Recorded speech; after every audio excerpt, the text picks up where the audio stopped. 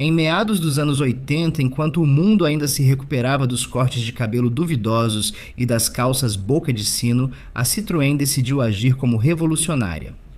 Chega de gambiarras mal feitas, chega de compromissos feitos às pressas. O Arx surge como um cavaleiro em armadura leve, um carro urbano feito para a selva das cidades.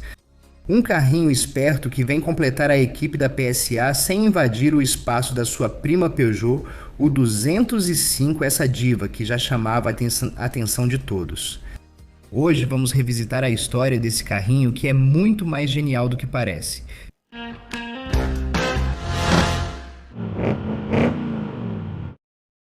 Na época da concepção do Aix, nem passava pela cabeça da Citroën simplesmente copiar o 205 e colocar um emblema diferente. Em vez disso, os engenheiros franceses tomaram um rumo ousado. O Arx seria uma ode à leveza, à sobriedade e à praticidade, e o preço, uma pechincha, quase um presente. Mas não se engane, não é um desses carros baratos que cheiram a plástico vagabundo e tristeza. Ela terá plástico barato, tão fino que até folhas de cigarro ficariam com inveja. Depois falamos mais sobre isso. Dito isso, o AX tem sua própria plataforma, conta com o mais novo motor do grupo, o famoso TU, e tem uma filosofia toda própria. Um carro discreto, mas que conquistou seu público e marcou a memória das pessoas, como uma velha canção que cantamos sem saber o motivo. Voltando um pouco no tempo, no início dos anos 80, a linha de entrada da Citroën era praticamente incompreensível. O 2CV, essa venerável antiguidade de 1948, ainda estava por aí, acompanhado de sua prima Diane, que acabou chegando ao fim em 1983. Ao lado havia a Helena, um Peugeot 104 disfarçado de Citroën, e o Visa, outro mutante vindo da mesma linhagem, que fazia o papel de intermediário abaixo do GSA. E também tinha o Axel, um fiasco importado da Old Seat, que chegou em 84 para confundir ainda mais os clientes. Enfim, um verdadeiro quebra-cabeça. Enquanto isso, na PSA estavam preparando dois grandes lançamentos, o BX em 1982, que tinha cheiro de futuro, e o 205 em 83, que se tornaria a rainha de vendas que conhecemos. Mas faltava uma peça no tabuleiro, uma pequena guerreira para colocar ordem na linha da Citroën sem roubar o protagonismo do 205. Tudo começa em 1980 com o projeto ZA, que depois se transforma em S9. A Citroën busca ideias do programa Eco 2000 e inicia uma grande reflexão. Chamam os designers, pegam os lápis, fazem os cérebros trabalharem. Elias Burton, Art Blakeslee na Talbot, Fergus Pollock, Trevor Fiore, todo mundo põe a mão na massa. No começo sonham com algo ousado, um monocorpo que poderia ter sido o Twingo antes da Renault entrar na jogada. Após mostrar isso a um grupo de clientes, a ideia foi rapidamente descartada.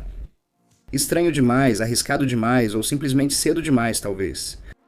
No final, Trevor Fiore vence com um design compacto, clássico, mas inteligente. A dianteira e os faróis piscam para o BX e sua aerodinâmica é particularmente boa. E isso não é por acaso. Após a crise do petróleo de 79, as montadoras francesas, pressionadas por um Estado que age como um professor rigoroso, quebram a cabeça para consumir menos na Citroën. Eco 2000 se torna a Bíblia e o X é o discípulo exemplar, com um CX de 0,31 e um peso leve de 640 kg. Para a versão básica e com motores modernos, ela apresenta um consumo ridículo de 5 a 6 litros por 100 km. No quesito motor, é uma festa.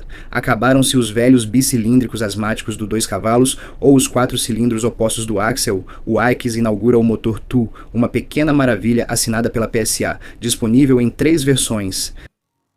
954 centímetros cúbicos e 45 cavalos para os mais tímidos, 1.0 e 55 cavalos para os mais razoáveis, ou 1.360 centímetros cúbicos, e 65 cavalos para quem quer um pouco mais de potência. Revelada em outubro de 86 no Salão de Paris, ela chega com 3 portas e em 6 versões da décima, básica como uma baguete sem sal, sem casca e sem miolo, até a 14 TZS um pouco mais sofisticada. Para apimentar tudo, a Citroën lança o conceito Xantia, uma Axe turbinada, e chama Jacques Seguela, o rei da publicidade, para uma campanha completamente maluca.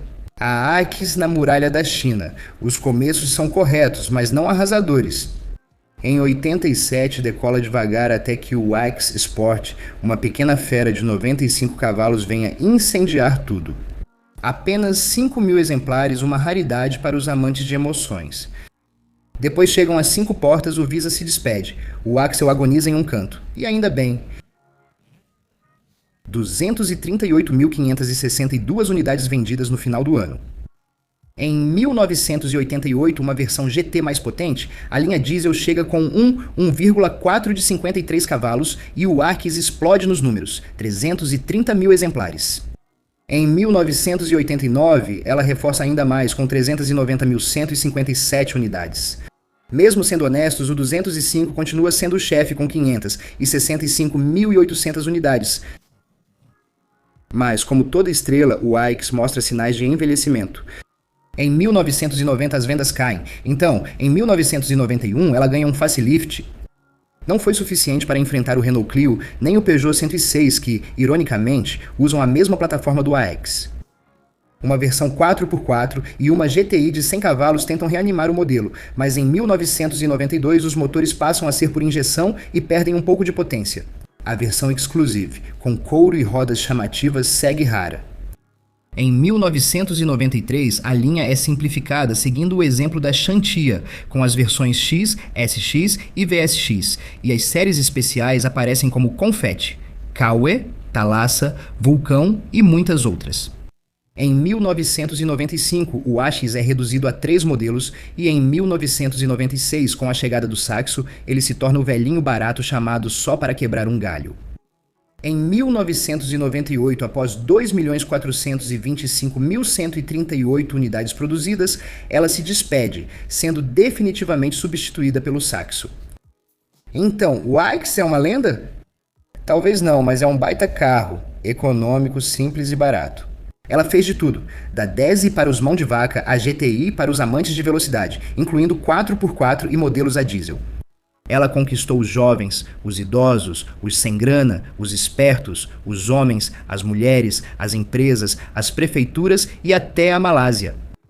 Porque no início dos anos 90, a Proton, aquele pequeno fabricante malaio que até então só fazia cópias de Mitsubishi como uma fotocopiadora cansada, decidiu sair da sua concha. A Proton quer algo novo, fresco, ousado. Onde ele busca inspiração? Na PSA? No começo, Proton fica de olho no Peugeot 306, mas depois eles diminuem suas ambições e, em 1995, acabam escolhendo o Citroën Aix. Para a PSA, isso é uma grande oportunidade de lucrar ainda mais com um carro que já foi totalmente amortizado há muito tempo. Para a Proton, é a chance de conquistar espaço no mercado de carros pequenos e modernos. Um terreno totalmente dominado pela Perodua. Então, o que a Proton faz? Eles pegam o Aix, dão uma pintura nova, um pouco de maquiagem e o rebatizam de Tiara, levemente reestilizado para se encaixar na família Proton. Ela herda o pequeno motor 1.1 de 60 cavalos. O problema é que o Tiara é muito diferente do resto da linha Proton, e seu jeito de "não sou daqui" confunde todo mundo. E como se não bastasse, a Proton e a PSA assinam um pacto diabólico proibindo a exportação do Tiara, então ele fica preso na Malásia. As vendas começam timidamente, atingindo um pico em 1997 com 14.000 unidades, mas isso ainda está longe da meta de 20.000 por ano. As vendas desabam e no início de 1999, depois de ter vendido com dificuldade 30.000 unidades automotivas, a Proton desiste e o Tiara é retirado de venda. De qualquer forma, por aqui, o Aix marcou sua época, e não há dúvida de que você certamente tem alguma história mais ou menos ligada a ele. Então me conte isso nos comentários. E claro, não se esqueça de se inscrever para não perder todos os nossos novos vídeos.